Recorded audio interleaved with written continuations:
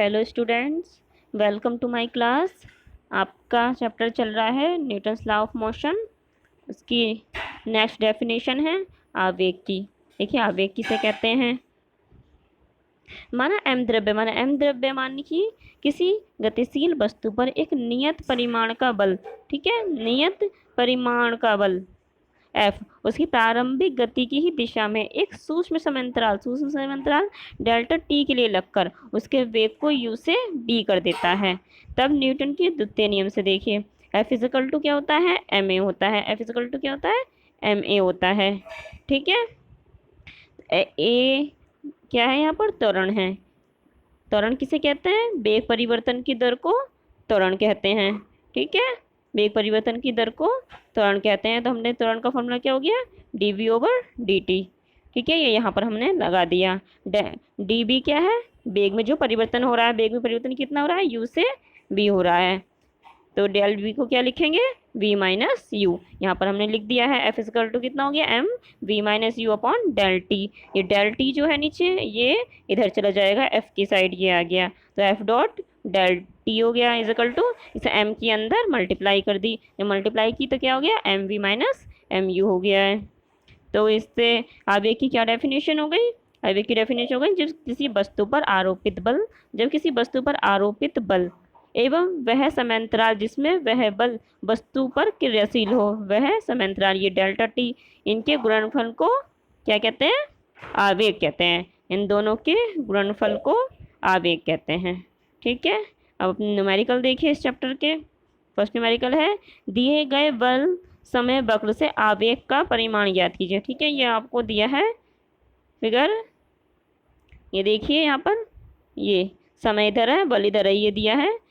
इसमें क्या निकालना है आपको, आवेग निकालना है। आवेग कैसे निकालेंगे, ये चित्र दिया है, इससे निकालना है। इधर क्या है, टाइम चल रहा है, इधर क्या है, बल है, इस डायरेक्शन में बल न्यूटन में है और समय सेकंड में है। ठीक है, तो इससे आवेग निकालना है। तो आवेग कैसे निकालेंगे, बल समय ग्राफ से घिरे क्षेत्र, ये जो क्षेत्र घिरा हुआ है, ये जो क्षेत्र घिरा हुआ है, ठीक है, इसी के क्षेत्रफल को क्या कहेंगे, बल का आवेग कहेंगे। तो हमें क्या निकालना है, इस इतने एरिया का, ये जो है इसका हमें क्षेत्रफल निकालना है। इसका क्षेत्रफल कैसे निकालेंगे, इसका क्षेत्रफल कैसे निकाल सकते हैं, ऐसे निकाल सकते हैं। ये क्या है, ये ट्राइंगल हो गया, इसका क्षेत्रफल निकाल सकते हैं। फिर प्लस इसका क्षेत्रफल निकाल सकते हैं, फिर क्या, प्लस इसका क्षेत्रफल निकाल सकते हैं। इन दोनों के क्षेत्र, इन तीनों के क्षेत्रफल को निकाल के इनको प्लस कर देंगे तो इस पूरे का क्षेत्रफल निकल के आ जाएगा। ठीक है, तो इसका क्षेत्रफल निकाल लेते हैं। तो क्षेत्रफल इज इक्वल टू कितना होता है, जब इसका क्षेत्रफल निकालेंगे, ये कितना होता है, हाफ लंबाई इंटू चौड़ाई। तो हाफ हो गया, लंबाई कितनी है इसकी, लंबाई है इसकी कितनी है, ये 20, यहाँ से यहाँ तक क्या है 20। और इसकी चौड़ाई कितनी है, चौड़ाई कितनी जा रही है, ये 0 से 4 तक जा रहा है, यहाँ से यहाँ तक ये कितने है 4 है। तो ये यहाँ पर हमने लगा दिया 4 इंटू 20 प्लस प्लस क्या करना है, प्लस किसका फॉर्मूला लगाना है, फिर क्या करना है, इसका, ये जो आयत बन रहा है, ये जो आयत बन रहा है, अब इसका निकालना है। इसका क्षेत्रफल कितना होता है, लंबाई गुणा चौड़ाई। तो इसकी लंबाई कितनी है, ये देखिए 20 मीटर है, तो ये रहा 20। और इसकी चौड़ाई कितनी है, चौड़ाई ये 0 से 6 यहाँ तक 6 है। हमें कितनी चाहिए, सिर्फ इतनी चाहिए। इतनी कितनी होगी, ये 6 में से जब ये 4 माइनस कर देंगे इतनी, तब ये सिर्फ इतनी निकल के आ जाएगी। तो 6 माइनस 4 इंटू 20 प्लस, फिर किसका लगाना है, फिर ये ट्राइंगल बनना है फिर से। अब इसका निकालना है, इसका क्षेत्रफल हाफ लंबाई गुणा चौड़ाई हो जाएगा फिर से। तो हाफ, इसकी चौड़ाई कितनी हो गई, अब ये कहाँ से यहाँ तक है, यहाँ तक 8 है, और यहाँ से यहाँ तक कितना है 6 है। तो इस 8 में से 6 को माइनस करेंगे तो ये यहाँ की चौड़ाई निकल के आ जाएगी। लंबाई कितनी है यहाँ से यहाँ तक की 20 है, तो ये लगा दी। ठीक है, तो यहाँ से इसको सॉल्व कर लेंगे। सॉल्व करेंगे तो इसकी कैलकुलेशन करेंगे तो कितनी आएगी 40 आ जाएगी। जब इसको सॉल्व करेंगे 2 इंटू 20 फिर 40 आ जाएगा। इसकी कैलकुलेशन करेंगे 10 से ये 10 कट जाए, 2 से ये 20 कटेगा, 10 आ जाएगा। यहाँ से कितना जाएगा 2, तो ये कितना आ गया 20 आ गया। तो 4 प्लस 40 प्लस 40 प्लस 20 कितना हो गया 100 न्यूटन सेकेंड। ठीक है, तो इसका क्षेत्रफल कितना आ गया, ये इतना आ गया। ये क्या है, आवेग है। ठीक है, आइए देखिए आपका नेक्स्ट न्यूमेरिकल है, 15 मीटर पर सेकंड की आरंभिक चाल से गतिशील 20 किग्रा सहित के किसी पिंड पर 50 न्यूटन का स्थायी मंदल बल आरोपित किया गया है। ठीक है, तो पिंड को रोकने में कितना समय लगेगा, कितना समय लगेगा। ठीक है, देखिए ये कितना दिया, क्या दिया है 15 मीटर पर सेकंड का आरंभिक चाल से। 15 मीटर पर सेकंड की आरंभिक चाल दी है, इसका मतलब क्या है, ये 15, ये क्या है, यू की वैल्यू दी है। गतिशील 20 kg 20 kg ये क्या दिया है, एम की वैल्यू दी है।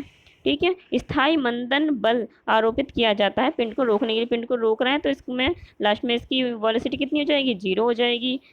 स्थायी मंदन, जहां पर भी मंदन शब्द का यूज होगा वहां पर माइनस का साइन लेंगे। एफ इजिकल टू कितना है, -50 न्यूटन। ठीक है, हमसे क्या पूछा है, कितना समय लगेगा, कितना समय लगेगा, टी पूछा है। तो हम क्या जानते हैं, एफ इजिकल टू कितना होता है, एम ए होता है। F is equal to M A होता है, फॉर्मूला लगा दिया हमने। एफ की वैल्यू कितनी है, एफ की वैल्यू है -50 लगा दिया। एम की वैल्यू कितनी है, 20 है। ए कितना है, ए हमें यहाँ से निकल के आएगा। ठीक है, तो यहाँ कैलकुलेशन की, ए इजकल टू कितना आ गया, -50 अपॉन ये 20 इसके अपॉन में चला जाएगा, ये आ जाएगा। जब इन दोनों को सॉल्व करेंगे तो -2.5 मीटर पर सेकंड स्क्वायर आ जाएगा।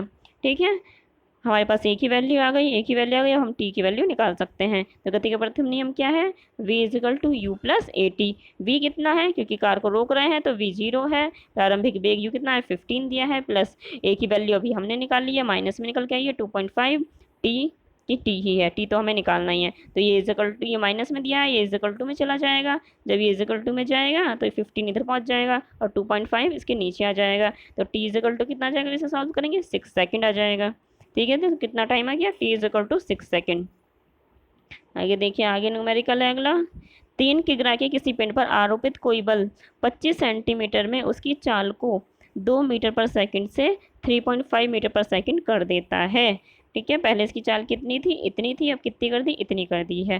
ठीक है, तो पिंड की गति की दिशा अपरिवर्तित रहती है। बल का परिमाण व दिशा, परिमाण भी निकालना है, बल भी निकालना है और उसकी डायरेक्शन भी निकालनी है।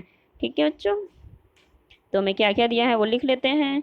ये कितना दिया है, 3 kg दिया है एम की वैल्यू। टाइम कितना दिया है, 25 सेकंड में कह रहे हैं।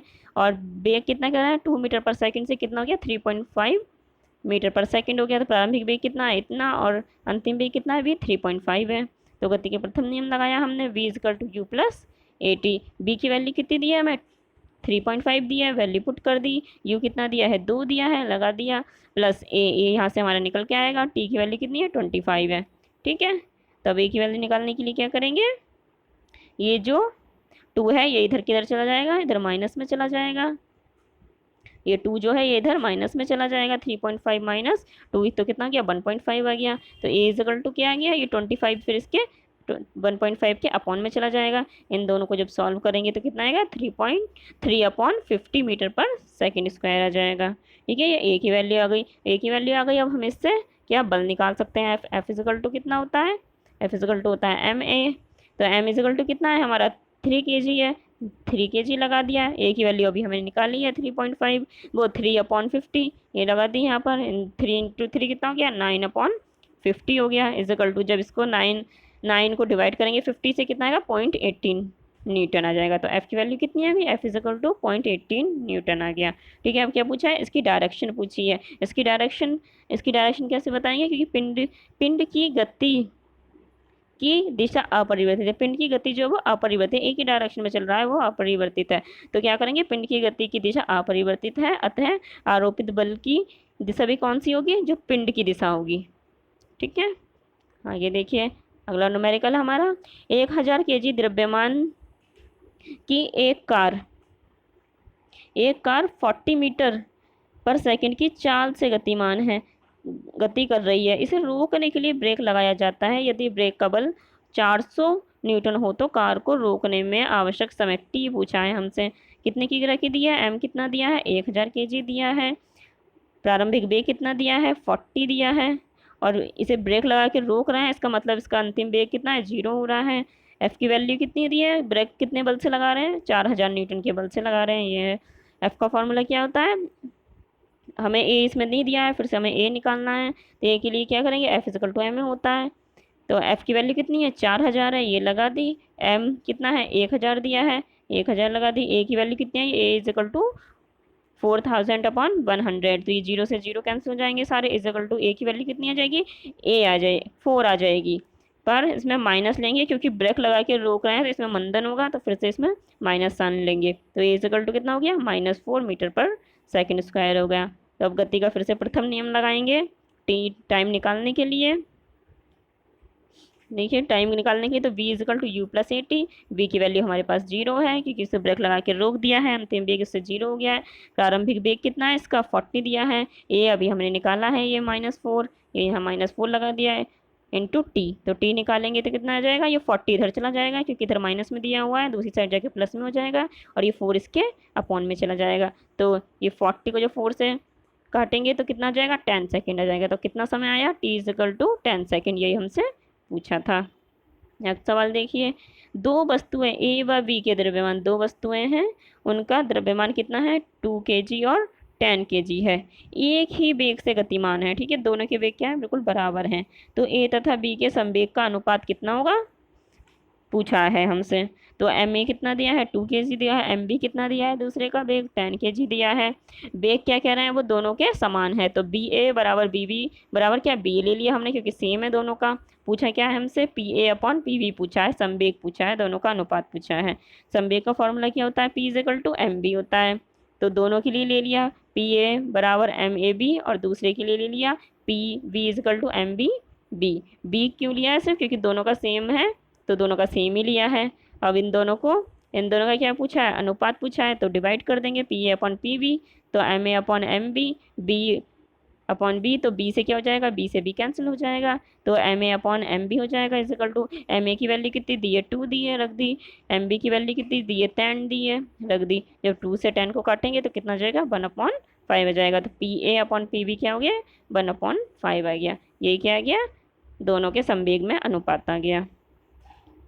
ठीक है, आगे देखिए नेक्स्ट न्यूमेरिकल है, 2000 kg द्रव्यमान की एक कार 20 मीटर पर सेकंड की चाल से गति कर रही है। ब्रेक का प्रयोग कर कार को रोका जाता है, फिर से कार को रोक दिया। यदि मंदन बल 20,000 न्यूटन हो, 2000 न्यूटन हो, तो कार को रोकने में आवश्यक समय। ऐसा न्यूमेरिकल पीछे भी आ चुका है, कुछ नहीं करना है, सबकी वैल्यू क्या है पहले लिख लेते हैं, किस किस की वैल्यू दी है, क्या दिया है, ये 2000 kg का द्रव्यमान दिया है, तो m की वैल्यू दी है, प्रारंभिक वेग u कितना दिया है 20 दिया है, उसे रोक रहे हैं तो अंतिम वेग कितना हो गया 0 हो गया। यदि मंदन बल, यहाँ पर खुद ही मंदन क्या दिया है, मंदन बल 2000 न्यूटन हो, तो मंदन बल कह रहे हैं, तो f की वैल्यू क्या हो गई, माइनस में हो गई, -2000 न्यूटन। रोकने में आवश्यक समय t पूछा है, तो फिर से इसे निकालने के लिए पहले ए निकालेंगे, त्वरण निकालेंगे, तो एफ बराबर एम ए हो गया। एफ की वैल्यू रख दी -2000 इजिकल टू, एम की वैल्यू भी कितनी है 2000 है, इजिकल टू ए, तो ए इजिकल टू कितना हो जाएगा -2000 अपॉन 2000, 2000 से 2000 कैंसिल हो जाएगा, -1 रह जाएगा, तो ए की वैल्यू कितनी आ गई -1 मीटर पर सेकेंड स्क्वायर। ठीक है, अब गति के प्रथम नियम लगाएंगे। गति का प्रथम नियम लगाया, v is equal to U plus A T, तो b की वैल्यू कितनी है 0 है, बराबर u प्रारंभिक वेग कितना दिया है 20 दिया है, माइनस ए की वैल्यू -1 अभी निकाली है हमने, और t हमसे पूछा है, तो ये माइनस में इधर ये बराबर में चले जाएगा, t इजिकल टू 20 आ जाएगा। तो इतना टाइम लगेगा कार को रोकने में। Okay students.